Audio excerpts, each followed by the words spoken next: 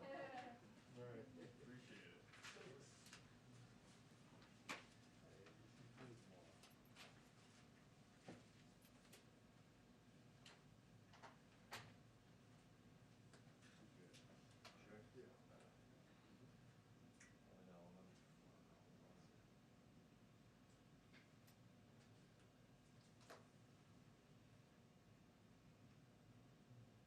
Yeah.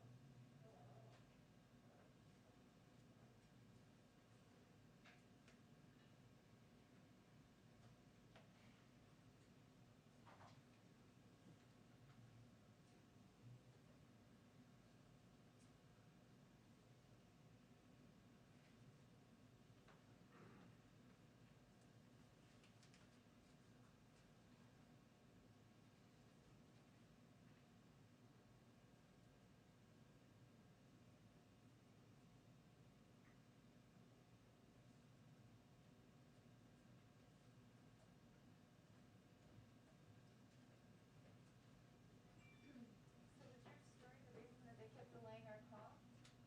What, the AstraZeneca one? Yeah. Well, it's going worldwide, right? Right, I know it wasn't just India, but like were they, was that like the reason that they kept putting it off? Well, I don't know. To be honest, and it was, I just knew that we got it on the wire before the briefing with the goal.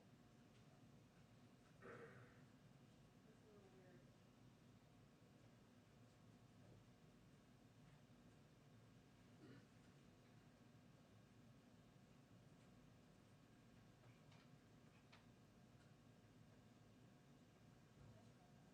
So, I mean, Nice all colors. Z, yeah.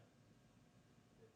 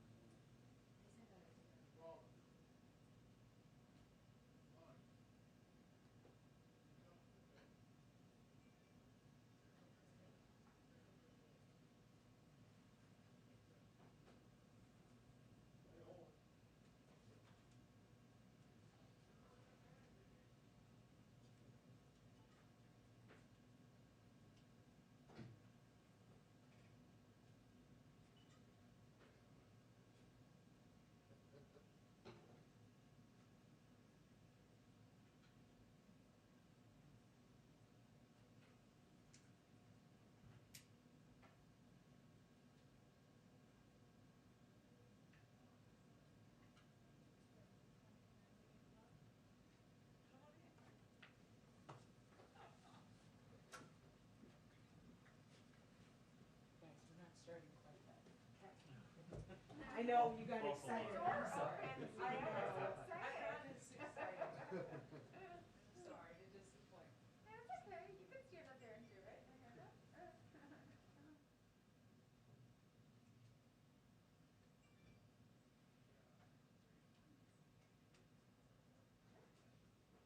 Nobody, they're not drinking. You were afraid to come in. Totally, I was like, oh. Remember Doug's entry? That was great.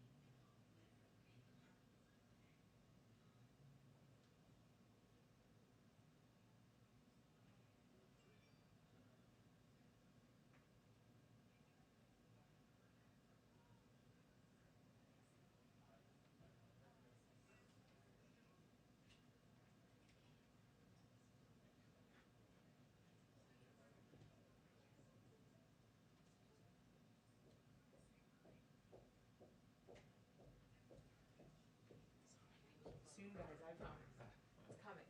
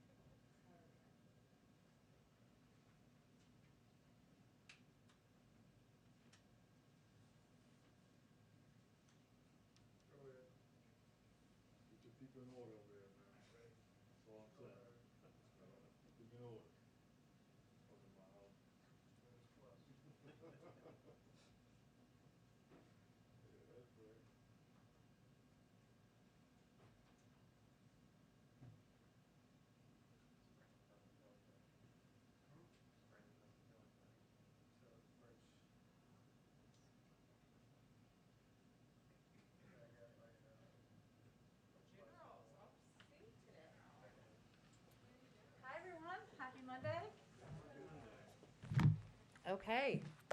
Our special guest today is our Director of the National Economic Council, Brian Deese, and he will be, as you may know, Brian was Senior Advisor to President Obama and previously served as Acting Director of the Office of Management and Budget.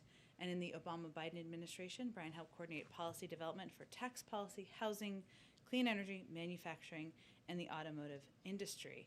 Brian has agreed to come despite having the unenviable task of not being able to roll out many details of our joint session speech or the American Families Plan, but we still wanted to have him here to provide some context on some of the questions you all had raised. And he'll only be able to take a couple questions, but with that, I'll turn it over to Brian. Thank you, Jen, and it's good to see you all again.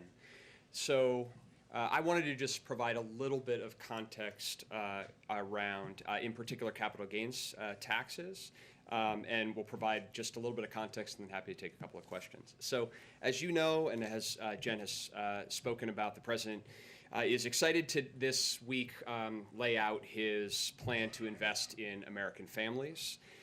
It will be a plan that will provide critical support for children and families, and by doing so, critical support for our economy by boosting labor force participation and future economic competitiveness, making among the most cost-effective measures to boost our long-term economic strength that we know of. And the President will also outline ways to offset the long-term costs of those investments by making reforms to our tax code that reward work and not just wealth. And one element of this reform will be to change how we tax capital gains. As you all know, that's income from selling stocks and other assets for taxpayers that make more than $1 million per year in income. So I want to start by reinforcing who this change will actually affect. This change will affect taxpayers making more than $1 million a year. In 2018, 0.3% of tax filers made more than $1 million a year. So I want to start by underscoring this in simple terms. This change will only apply to 0.3% of taxpayers, which is not the top 1%. It's not even the top 0.5%. We're talking about 0.3%. That's about 500,000 households in the country that we're talking about. So for the other 997 out of 1,000 households in the country, or the other 150 million households in the country, this is not a change that will be relevant. It won't change the tax treatment of capital gains at all. And this makes sense because for the typical Americans, most of their income comes from wages. So for people making less than $1 million a year, about 70% of their income comes from wages. But for those making more than $1 million, for the top 0.3%, it's the opposite. About 30% of their wages come from wages. And that's probably actually an understatement, since the wealthiest can often strategically avoid reporting this type of income entirely. And so as a result, this is the provision that since 2000, if you look at the 1,400 tax filers, those are people making over $60 million a year. That's the, for those of you keeping track, that's the top 1,000th of 1%. They have only paid about 20% of their reported income in taxes. So their tax rate, which probably is overstated, again, because this is the category that often doesn't report or underreports income. Their tax rate is lower than many middle-class families' tax rate. This is the dynamic that led Warren Buffett to famously explain that he paid a lower tax rate than his secretary. And it is the dynamic that has led the president and others to argue that we need to do something about equalizing the taxation of work and wealth in this country. And that's why the reforms that the president will lay out are focused on this top sliver of people and treating capital gains the same as wages for that top 0.3%. And we believe that it's not only fair, but it would also help to reduce the kinds of tax avoidance that significantly undermines trust and fairness in the tax code itself. And importantly, the revenue from this provision would help invest directly in our kids and our families and our future economic competitiveness, and put us in a position where we can drive greater economic growth. So we'll have more to say on this and how it fits into the overall plan. But I just wanted to underscore at the top that number one, we're talking about a tax change that would affect, again, the 0.3%, the top sliver of households. And number two, the principle here is to equalize the treatment of ordinary income and capital gains. And that is a principle that's neither new nor particularly novel. In fact, the last president to enact a reform to equalize the treatment of ordinary income and capital gains was President Reagan, who did so while raising capital gains taxes as part of the 1986 tax reform. And of course, we will be raising to higher rates than in that reform. But a lot has changed in the economy since then. A lot has changed in the academic and empirical research in this space. But the principle is the same, which is that for the very highest income Americans, we should tax at the same rate ordinary income and capital gains. So with that, when I pause and could take a couple of questions. Thanks so much for doing this, Brian. Just to make sure I understand this, critics say that you tax capital gains at lower rates to incentivize investments that help the economy grow. Is the administration's perspective that among these high earners, they have not been making the investments to help the economy and that the government programs can do it better? So across a wide body of academic and empirical evidence, there is no evidence of a significant impact of capital gains rates on the level of long-term investment in the economy. If you look back over the last 30 or 40 years, we've had capital gains rates at various rates. We've seen different levels of investment and overall economic growth. You can't identify a meaningful correlation between the two.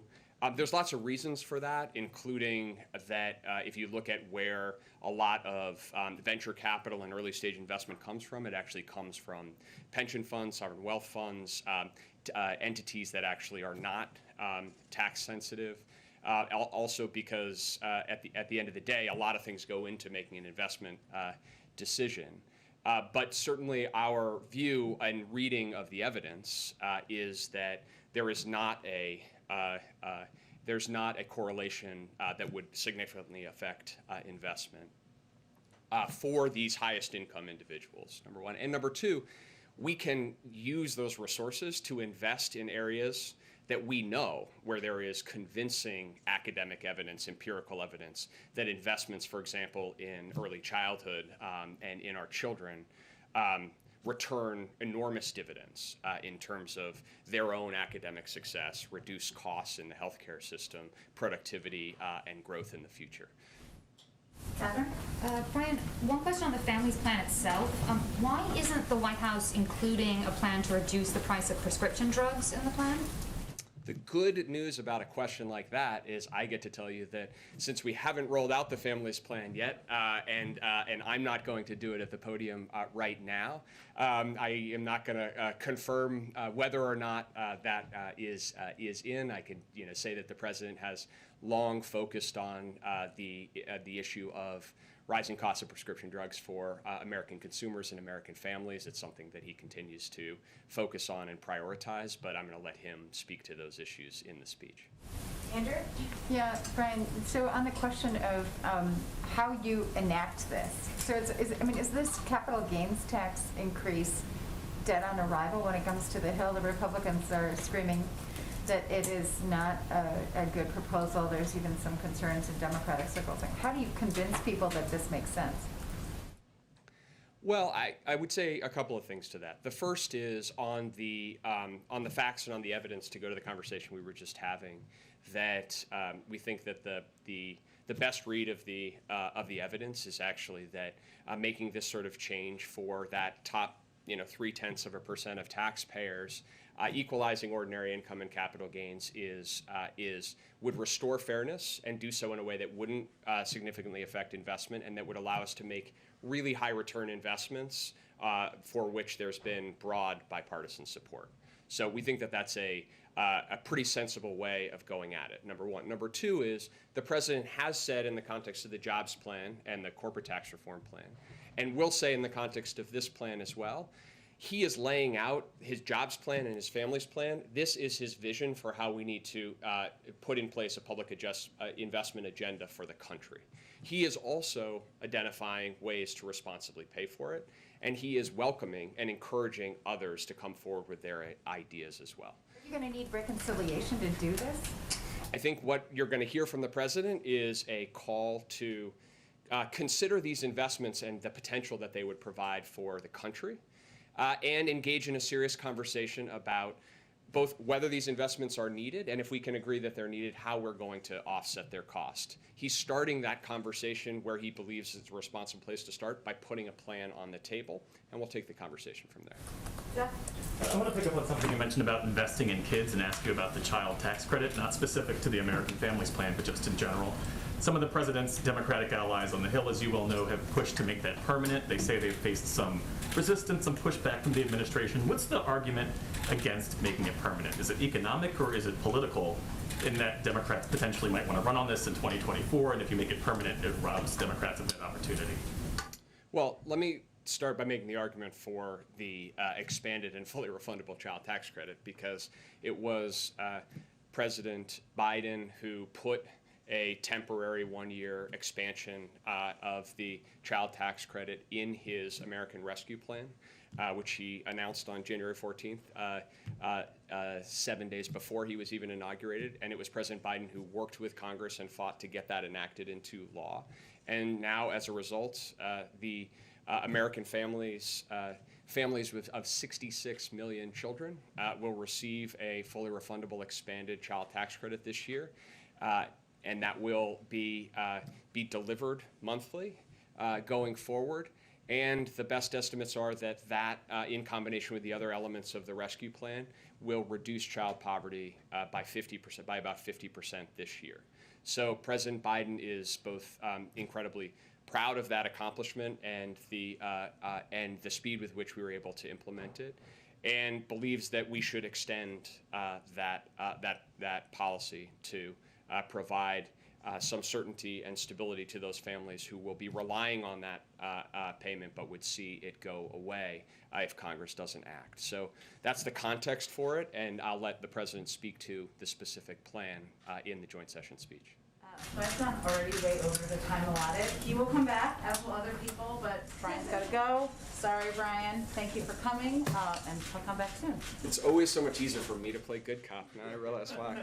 You know, I take all your questions, but Jen. Okay, come on back. Right, exactly. Well, there'll be much more to say when we roll out the speech. Okay, a couple of additional items for all of you at the top.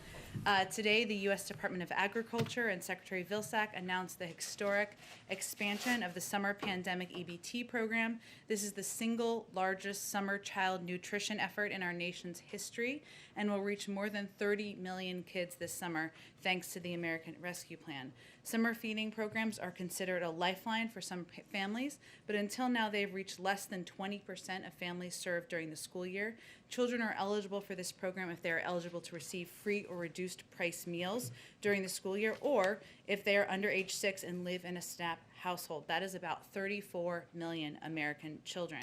Parents or guardians do not need to take any action to receive the cards in the mail from their state agencies. Each child will receive a $375 credit loaded onto an EBT card, and that can then be used by parents or guardians to purchase food. Also today, President Biden will sign an executive order establishing the White House Task Force on Worker Organizing and Empowerment.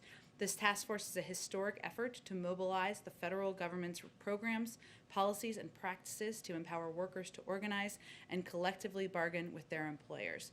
And will have a specific focus on increasing worker power in marginalized and underserved communities. Vice President Harris will be chair of the task force, and Secretary of Labor Marty Walsh will be the vice chair. The task force will include more than 20 cabinet members and department heads. Also, Vice President Harris will have a bilateral meeting with the President of Guatemala this afternoon. They'll meet virtually to discuss working together to address immediate relief needs of the Guatemalan people, as well as deepening cooperation on migration. The Vice President will also participate in a roundtable with representatives from the Guatemalan community-based organizations tomorrow. Vice President Harris's direct engagement is a testament to the importance we are placing on improving conditions in Guatemala. When the Vice President spoke last with the President of Guatemala on March 30th, they agreed to collaborate on promoting economic development, leveraging technology, strengthening climate resilience, and creating the conditions to expand opportunity for people in their home countries in order to address the root causes of migration. Finally, as you may have also seen today, we announced that the administration is looking at options to share American-made AstraZeneca vaccine doses during the next few months. Given the strong portfolio of vaccines that the United States has already authorized and available in large quantity, and that is available in large quantities, including two two-dose vaccines and one-dose vaccine, and given AstraZeneca is not authorized for use in the United States, we do not need to use AstraZeneca in our fight against COVID over the next few months.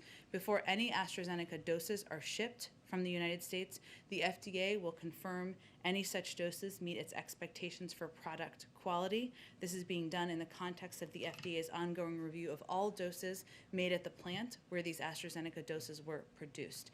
And I anticipate in the near future, our team will share more details about our planning and who will be receiving doses from here, but we're in the planning process at this point in time. Josh, go ahead. Thanks, Jen.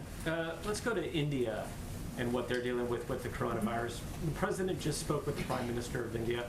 Can you give us some more details about that? And in terms of how many supplies, what all are we really going to rush out there? What's the volume and the scale to deal with the problem? Sure.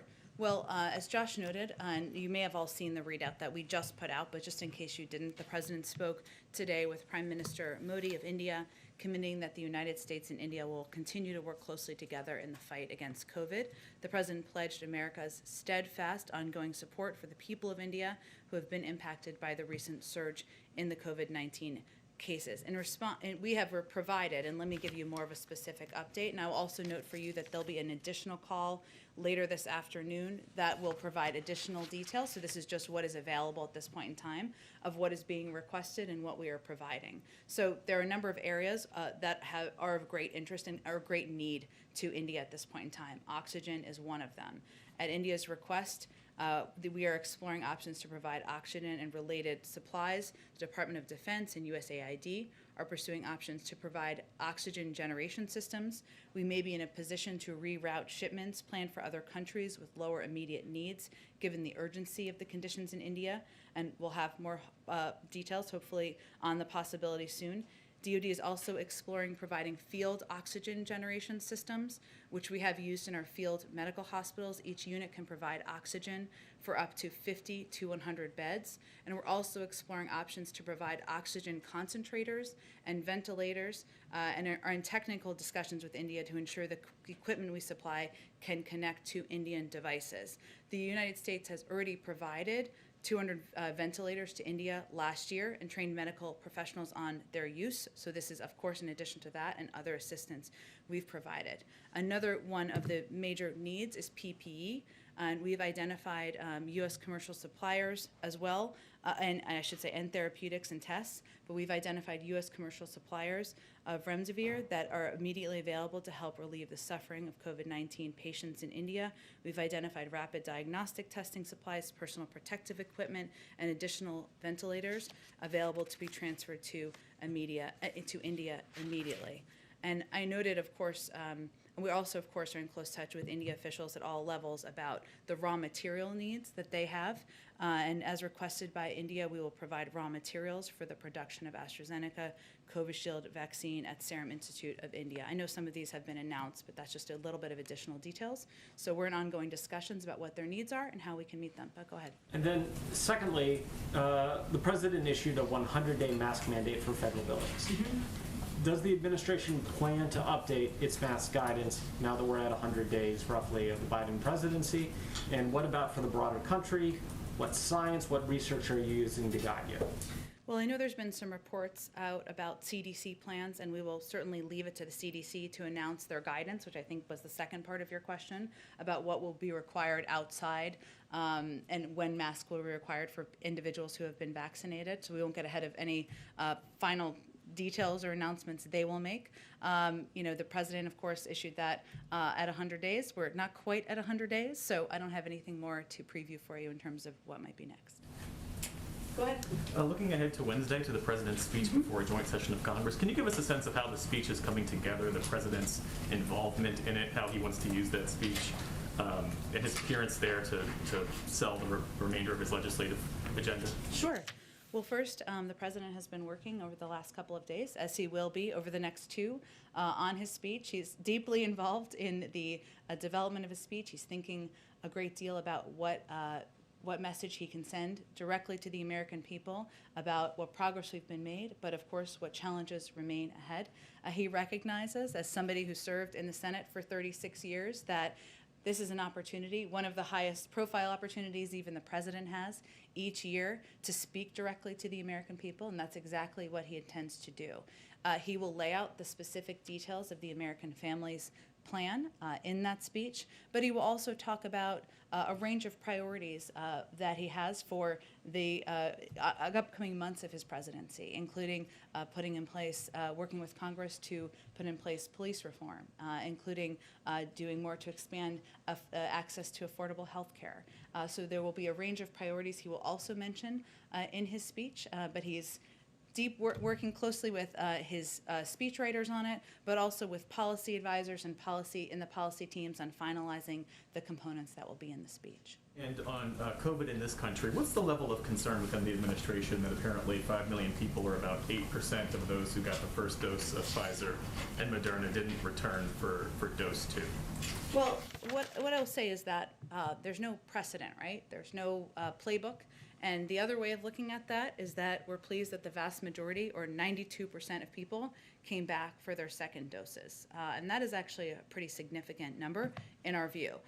We know people lead busy lives, but the second dose is critical to getting the maximum level of protection to help defend against variants and get people the longest lasting protection. And that is certainly a message that is being projected by our health and medical team and doctors who are speaking on behalf of the administration, as it was over the last couple of days.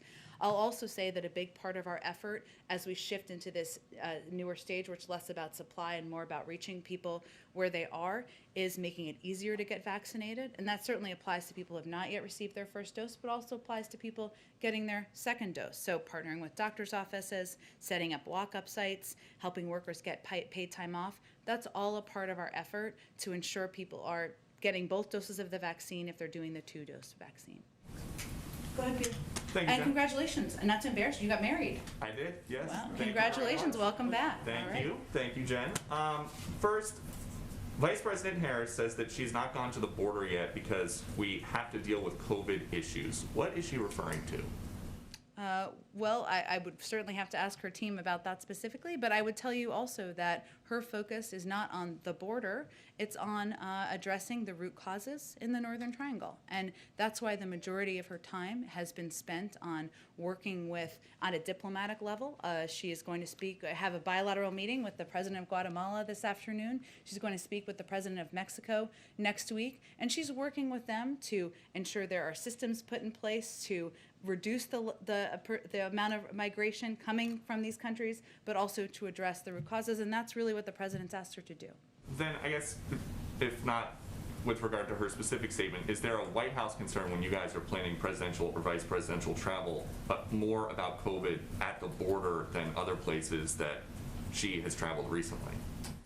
We certainly know that the number of people who are in facilities, the reason we have been so focused on expediting moving kids out of these Border Patrol facilities is because we want to reduce the public health impact in these facilities and get them into spaces where we can do social distancing and when we can ensure these kids have access to health and medical experts and educational resources. So that's certainly, and we've made some progress on that front, even over the last few weeks since you got married, I will say, on that exact issue. So look, but if a president or a vice president goes down and visits a facility like this, you have to potentially clear some parts out. There's a lot of security that comes. Our focus here is on solutions, on making progress, on moving these kids out of these facilities, on getting them connected with sponsor homes, with family members if possible, and that's really where the president's focus is at this point in time. And then about those facilities, there was a report in the last couple of days in the New York Post that every migrant child being brought to a shelter is being given a copy of her children's book, Superheroes Are Everywhere. Do you know why that is, and if she is making any money off of that? Of the president, of the vice president? President's book, yeah. I'd have to check with our Health and Human Services team if you're talking about if they go to shelters or if they go to. Yeah, in the welcome kit, apparently, there's a copy of her 2019 children's book, Superheroes Are Everywhere. I'd have to certainly check on that. Here, it's a good book. And then I've got one more. Why was President Biden the only world leader at the Climate Summit Zoom who was wearing a mask?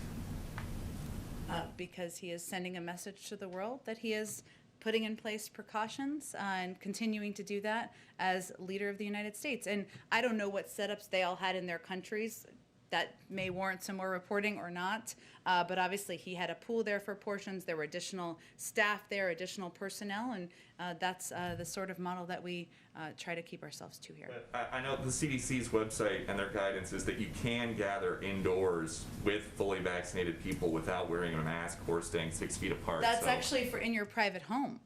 So it's not workplace guidance, and we still wear masks around here, just like you are all wearing masks, and we wear masks in our offices and continue to abide by that until that guidance changes. Thank you.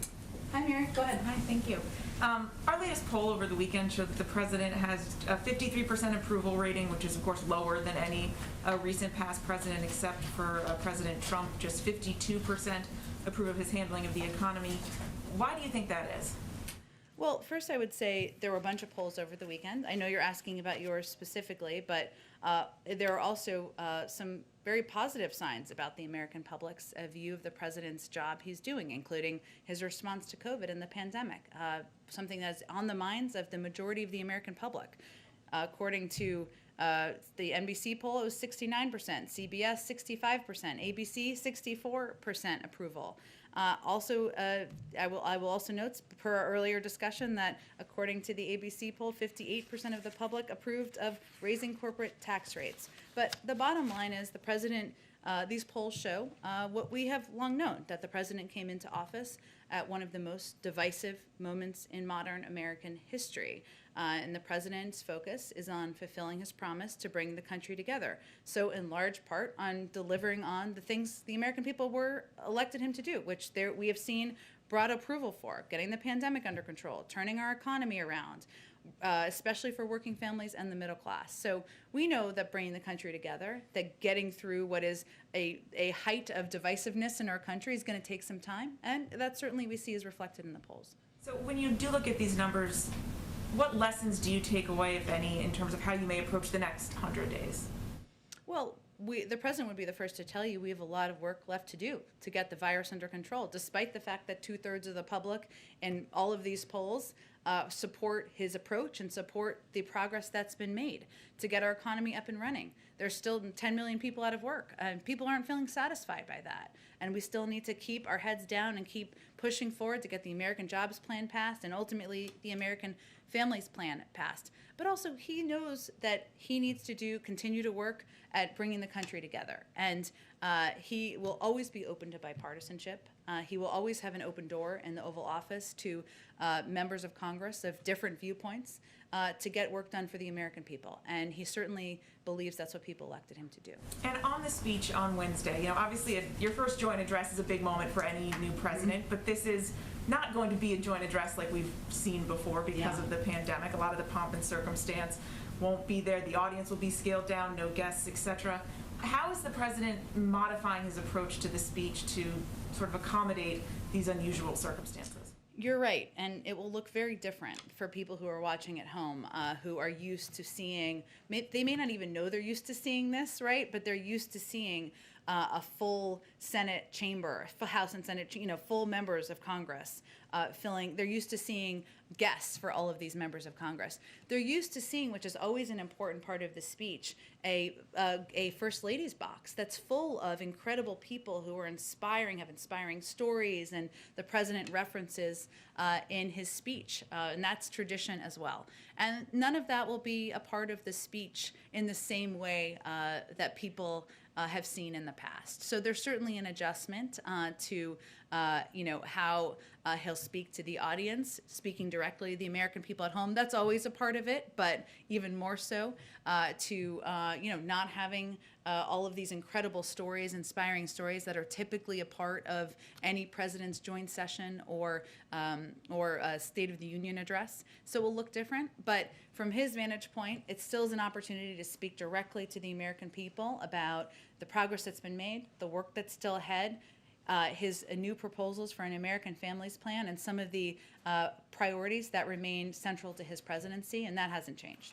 And will he be wearing a mask? Because I think technically now the rules are such that anyone speaking on the floor must be masked, or will there be an exception for the speech? I'll have to ask him that and ask our doctors that. It's a great question, and let me get back to you so people can know what to expect. Go ahead. Thanks. Quickly, because I didn't get to ask Brian Deese this, is the $1 million threshold for the capital gains tax increase applying to households or individuals? Do you know? These are all excellent questions, and I know I put him in a very difficult position, as I am too, because the speech is not for 2 days, and we will have lots of briefings that will go through all of the specific details. So you can't clarify right now if it's, because you did confirm that there will be a capital gains tax raised, but yes, it's not and clear. over $1 million is what's been reported. That's accurate, but I'm not going to get into more specifics. I will see if there's more we can provide to you after the briefing, but we've been quite careful about not getting ahead of the president. Noted. Another topic, the European Commission president said over the weekend that vaccinated American tourists can safely enter with proof of vaccination, whatever form that may be, in the summer. Is there any discussion that the White House would reciprocate that for European travelers? Well, we're constantly reviewing, but obviously it is based on the advice of our health and medical team, who are evaluating what needs to be done to continue to protect the health and safety of the American people. So I don't have any update on that at this point. Go ahead. Jen, Canada and the United Kingdom have both restricted travelers from India amid concerns about the variant there. Is there any effort here or review here about whether the U.S. would temporarily suspend travel from India? We're always reviewing what needs to be done to protect the American people, but I don't have any restrictions or rollback of restrictions to preview today. One more on India. The Indian government ordered Twitter and Facebook and Instagram to block social media posts criticizing the handling of the COVID response there. Any White House comment on that move? Well, that certainly wouldn't be aligned with our view of freedom of speech around the world. And will the First Lady have any kind of virtual box, or will there be anything to sort of replace the traditional, as you spoke about, First Lady's box full of guests? Not as people knew it previously, right? She won't be sitting in the box with people. We are looking for ways to engage with the American public, whether it's through viewing parties or ways to communicate about what the president is proposing, but it won't look or feel or sound like it has in the past. Go ahead, Andrew. Yeah, so just back on the tax question real quick. We keep asking this question about reconciliation. Do you have a sort of a plan to sort of increase your outreach to potential skeptics, even among the Democratic side, in terms of getting this really additionally large package through Congress? Sure. I mean, obviously the president has himself been engaged with Republicans, as he was last week, and I expect he will be again next week. And I'll talk about the American Jobs Plan as well as the American Families Plan. But our root focus here, I know you were asking, Brian, about the corporate opposition to the capital gains component. Our core focus here, and the president's core focus, is on laying out policies that will increase investment in industries of the future, create millions of jobs, invest in childcare and education to make us more competitive. Then he believes we should propose ways to pay for it. But he's not doing a corporate tax proposal. He's doing an American Families proposal, an American Jobs Plan proposal. These are ways to pay for it. If people have alternative ways, we are open to hear from them. But the bottom line is the president's not going to raise taxes on people making less than $400. That would be like nobody pays taxes, but $400,000 a year. And he believes that the burden should be on the backs of corporations and highest level income people who can afford to pay more. Hence his opposition to user fees and other proposals that would be put the weight, the burdens on the back of American people. On India, I have another question. Sure. Actually on AstraZeneca. So the opening up of aid, is there any specific measure or urgency to get doses of the AstraZeneca vaccine to India? Is that among the biggest priorities? And then on the India specifically, you mentioned that the idea is to get some raw materials to Indian production of the AstraZeneca vaccine. There are other vaccines that are being produced in India. Will those raw materials also be available to other manufacturers working on other vaccines? Sure. Well, on the second question, I think I mentioned another vaccine option as well, where the raw materials could be useful for. But I will say that we are continuing to look for a range of ways to help India. So we're talking about what we can redirect, what is available now. A lot of what they need at this moment is oxygen. That is what they will tell you. I know reporters, all of you and your colleagues who are reporting from the region will tell you that we are quite focused on that, as well as PPE, testing, and other immediate needs they have now. But since I didn't mention this earlier, just to be clear, right now we have 0 doses available of AstraZeneca. We're talking about what the FDA needs to go through a review, right, to ensure the safety and it's meeting our own bar and our own guidelines. And we expect there to be approximately 10 million doses that could be released if or when the FDA gives its concurrence, which could happen in the coming weeks. So this is not immediate. And there is an estimated additional 50 million doses that are in various stages of production. These could be completed in stages across May and June. But our team, our national security team, our COVID team, working with the State Department and others, we're going to assess a range of requests, a range of needs around the world. But that's the timeline, just to give you a sense. On the Putin Summit, is there a date that you've got in mind, and have you made any decisions? So there was some reporting that you're looking at the 15th and 16th of June, which would be right after the G7 summit. Is that the intention, to sort of twin those two trips? And do you have a country yet? We're not quite there yet. We are eager, of course, to, as we have any details to provide, we will provide them, but we don't have confirmation of any details yet, or a proposed timeline quite yet. Go ahead. Thanks, Jen. I wanted to follow up on something Jeff was asking about the second doses and then do a school question on the back end. But on the second doses, the 5 million Americans who have missed their second dose, why does the administration think that's happening? Why are people not going back for their second shot? There are a range of reasons for different individuals. I will say it is important to note there is no history or precedent here, right? So the fact that 92% of people are going back for their second doses in our assessment is a pretty significant number. But we are looking at ways that we can take steps, as we are for people who haven't even taken their first dose or their only dose if they're doing Johnson & Johnson, to help address, including ensuring that we have more mobile sites, that we are, as we announced last week, ensuring there's an opportunity for paid leave, that we are working in partnership with doctors to make it easier. People have busy lives. We certainly understand that, and we want to take every step we can to make it easier for people to get their second dose or their first dose if they have not yet done that either. Would there be any plan to do some of those things specifically for those people who need to go back for shot 2 to guarantee that they get back in the door wherever they went for their first one? The same approaches apply to all of these challenges. So obviously we target, we take different approaches depending on the community or depending on what we're seeing in the data of the challenges. But the importance of increasing our investment in mobile sites, partnering with doctors, increasing our pharmacy allotment. These are all steps we're taking to increase the number of people who are getting their doses. And on schools, obviously this was a key part of the president's 100 days agenda. Nearly half of schools are open full time, but the vast majority of students are learning online at least some of the time during the week, either full-time virtual or hybrid learning.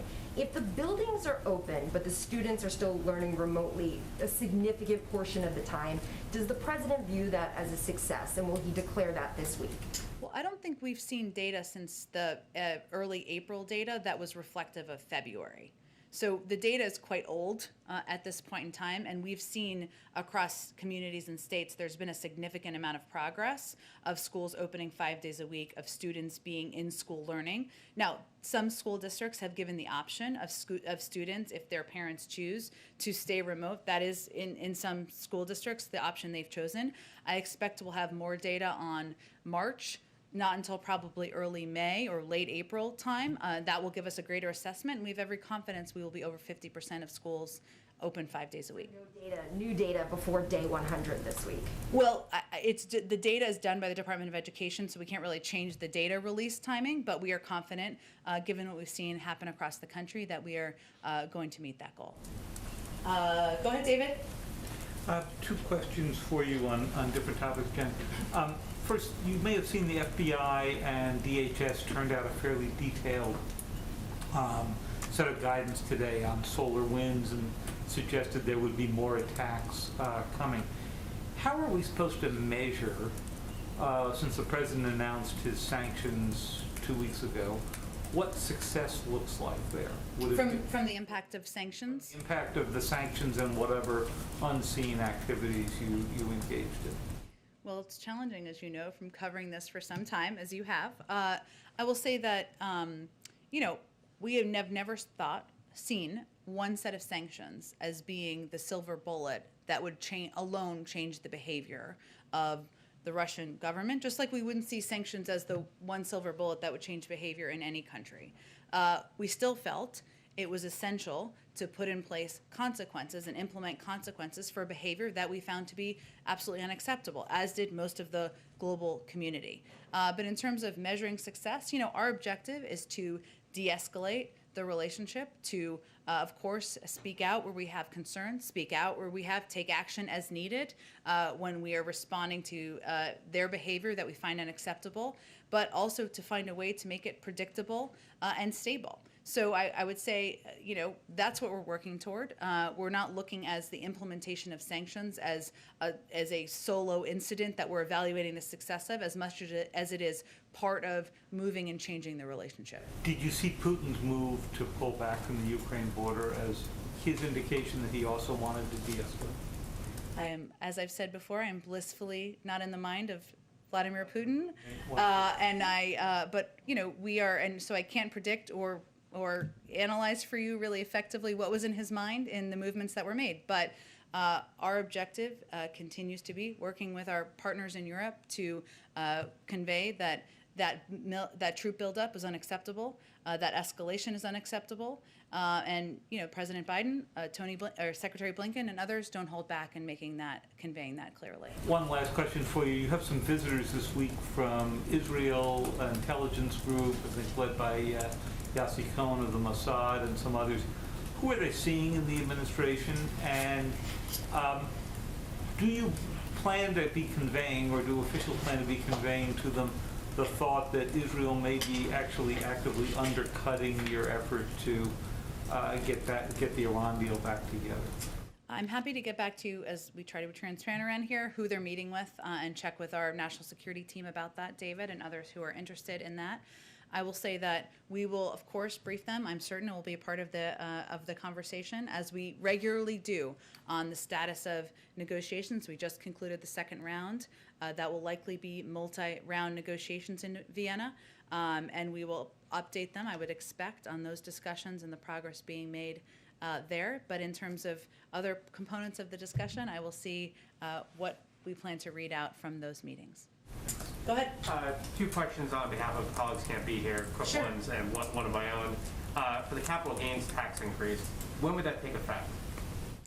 Again, I know there's lots of questions and interest. I understand it. I'm with you for it.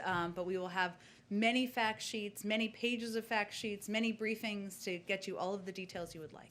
And on AstraZeneca, the doses, are they going to be given specifically to countries or to COVAX? What is the process for determining who gets those? Does Canada get any of those? Other countries? Sure.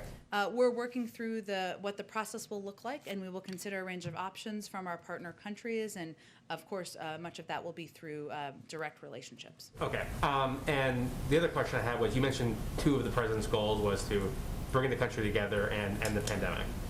Those are obviously the two big goals that he has. you're Get seeing, Americans back to work. which is obviously connected to ending the pandemic.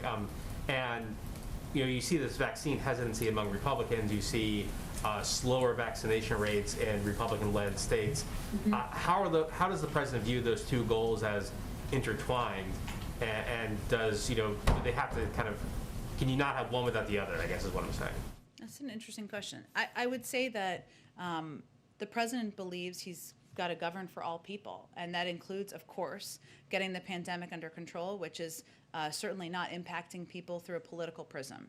So our efforts are to increase vaccine confidence, I should say, across a range of communities where we've seen some concern or some question.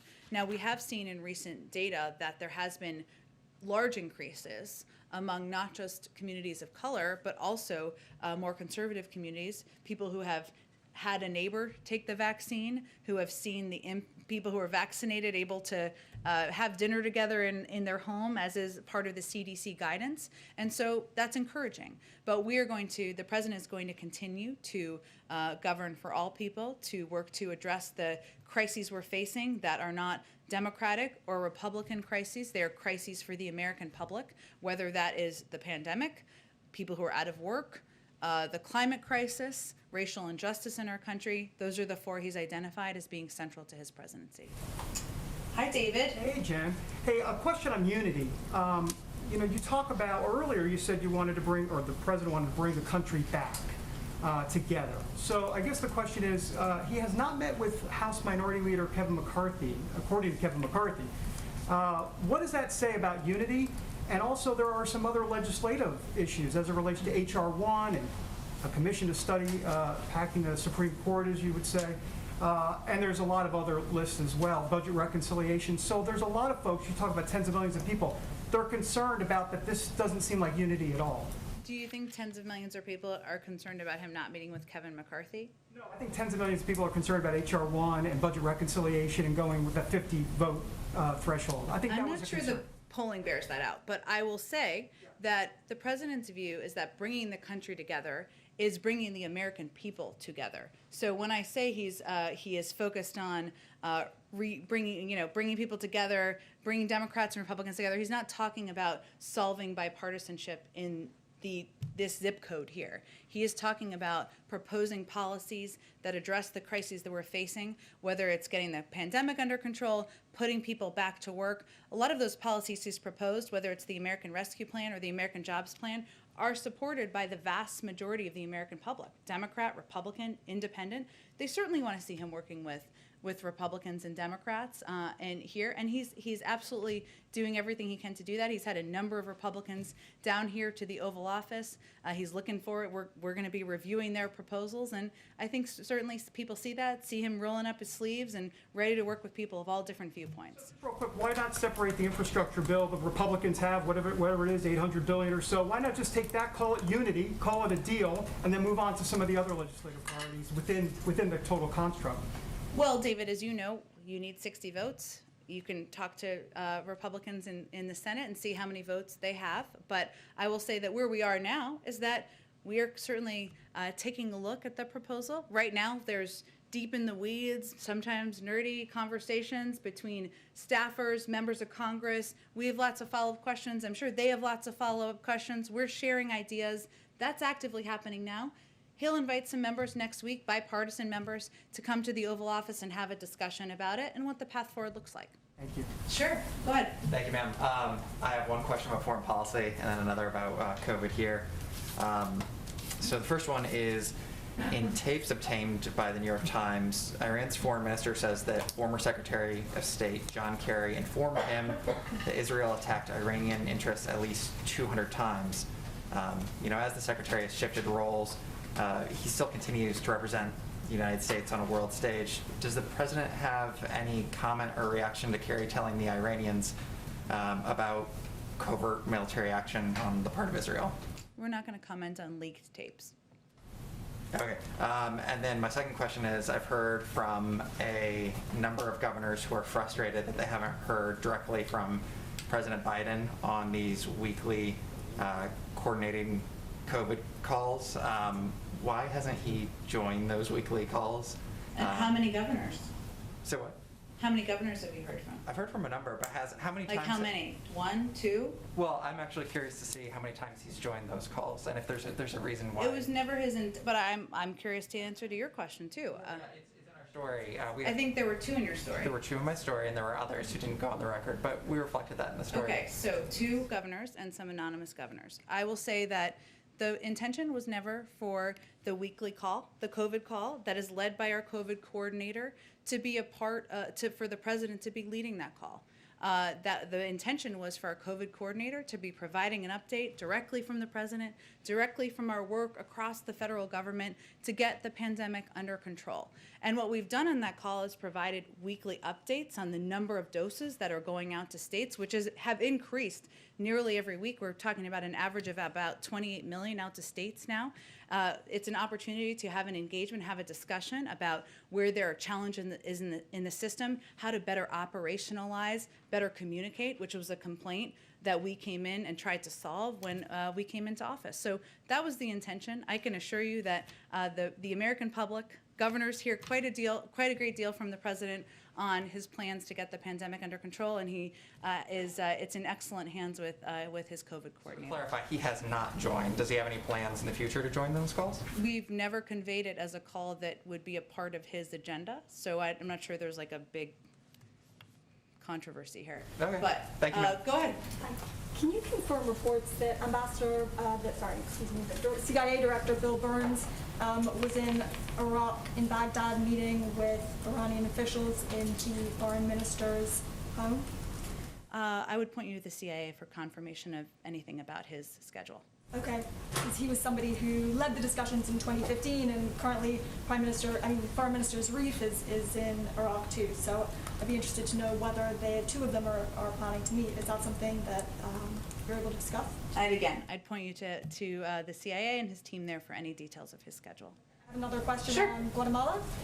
So earlier today, Secretary Blinken announced sanctions on some Guatemalan officials. Mm-hmm. Are there other sanctions that the administration is weighing for other Northern Triangle countries now?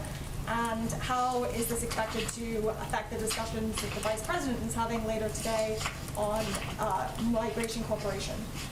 Sure. Well, the sanctions that were announced today, which everybody may not have seen, I know there's a lot going on, is on 1 current and 1 former Guatemalan government official for their role in corruption in Guatemala.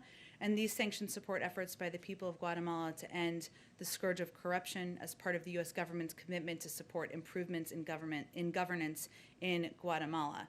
And as the Vice President's virtual bilat with the President today indicates, we are focused on working with Guatemala and other partners in the region to improve conditions and address the root causes of migration. Today's actions were also taken in close coordination with the United Kingdom, which has today established a new anti-corruption sanctions regime. But we are confident we will continue to be able to work with the Guatemalan leadership on areas of agreement, areas where there is opportunity, but we also are not going to hold back when actions warrant sanctions, as they did in this case on the grounds of corruption.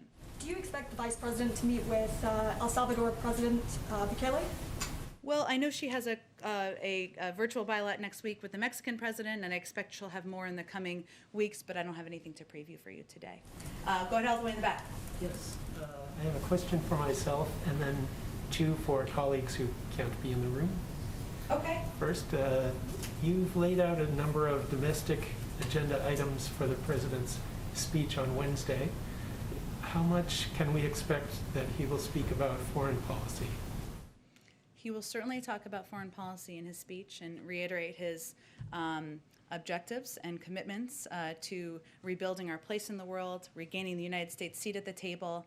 I don't have more to preview for you than that, but it will certainly be a part of the speech. Okay, and let me see. What is your response to the criticism that the U.S. response to the crisis in India is coming late?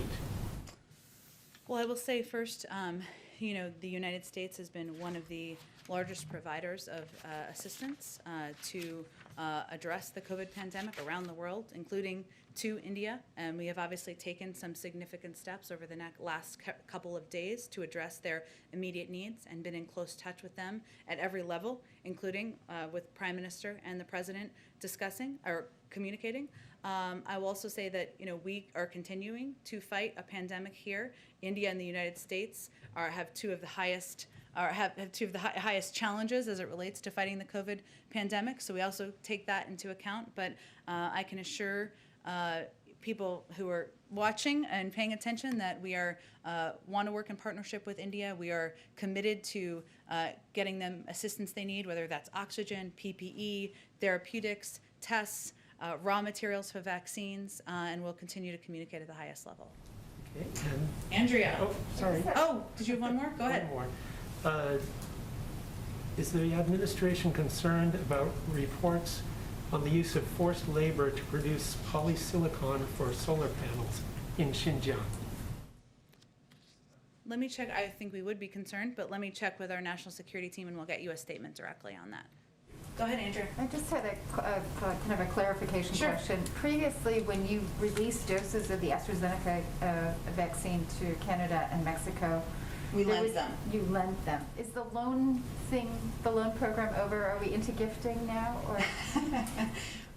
We are considering a range of options, and I expect as we put together our plan and we consider the range of requests we have and determine where we will be distributing these vaccines, we will do that through a range of means. Okay, and then just on the overall issue of the kind of vaccine production in the U.S., there is, as you know, mounting pressure on the U.S. to support this TRIPS waiver at the WTO. Has there been any shift in the U.S. position? Up until now, the U.S. has not even permitted those discussions to take place on a formal level. Given what we're seeing now, the sort of worst case scenario of the increased incidence in India and Brazil, other places, is there a rethink going on? I understand that there's concern about the emergence of variants and not knowing that, what will happen to those. Are you rethinking the position now? Well, I'd first say, and I know we'll have a call shortly where there'll be an opportunity to ask a lot of these questions too, but India has their own IP, right? And they are also manufacturer of vaccines. Some of it has been delayed. The last time we really communicated about this at a high level was from our USTR, Catherine Tai, but I don't have any updates to that. And can I do one from a colleague? Yeah. Sorry, I know you want to get out. It's okay. This is from VOA, who can't be here, obviously, Sure. because of COVID. Their question is, Ukrainian President Zelensky is suggesting including U.S. participation to try to end the Donbass war. Is the administration ready to take a more active role in the peace process, and if yes, what capacity? Well, I would certainly point you to the State Department. They're probably the most appropriate entity to talk about our engagement and negotiations. We have been engaged in the past, as you know, and certainly we are in close touch with the leadership of Ukraine at a range of levels. The President himself has spoken with the President of Ukraine, and certainly the Secretary of State and others have spoken with their counterparts about what their needs are and how we can be effective partners. Thanks, everyone. You have 8 minutes until the call.